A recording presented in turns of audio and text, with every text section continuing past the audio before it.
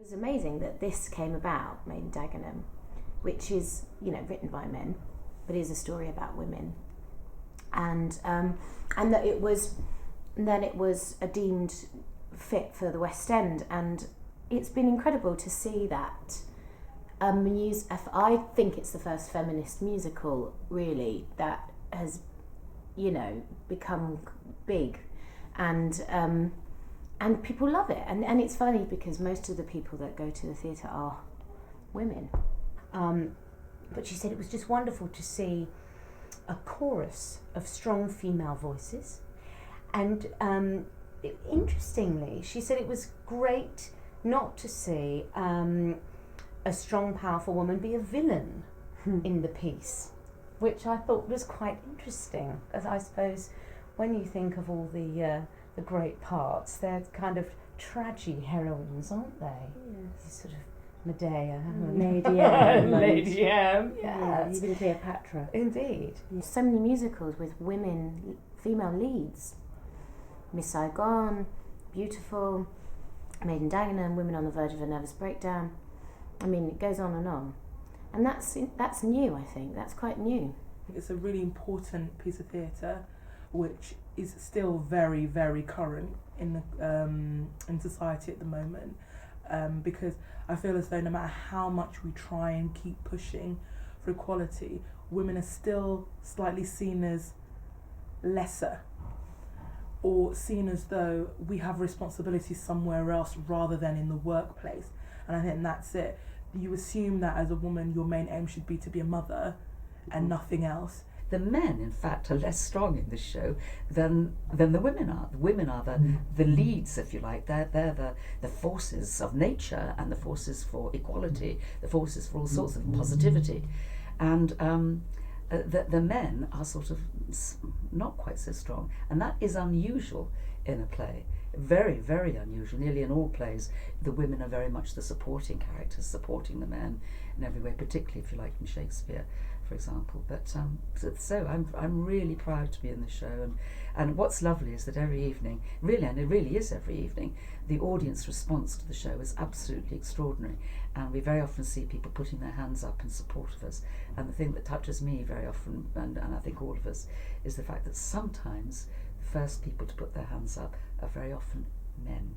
Last night I had my uncle in, who is quite right-wing and sexist, and from that generation of men that thought, his wife, my auntie Wendy, she's not worked a day in her life, and she's a stay-at-home wife, and I was kind of nervous to show it to him because I thought, I've got to convince him that this story is worthy, that this is right, the story that we're telling.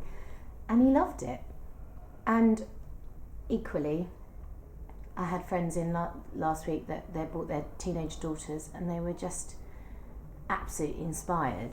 And she said, I keep thinking about the night I saw the show and how we all left the theatre on this huge high, thinking, yes, the women did it, the women did it. I think one of the words is that keeps coming back is inspirational for the time and for us today. It would be so nice if we saw more of this, especially in the West End and in theatre.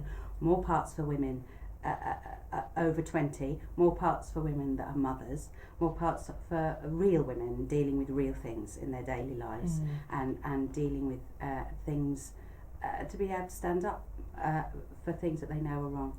My character is very inarticulate, but she understands if something is wrong, and these women in Dagenham together started off because they just knew that they were treated badly and unfairly, and they just wanted to be given the same amount of money for the same job as the men. That's all. Still today, women get, I think they get paid £2.53 less an hour than men do. So for every pound a man earns, a woman gets 80p. So we're still not quite equal. We've got a long way to go, but I hope we're getting there. And it's one of the things I love about the show, that there are so many women who are strong and feisty.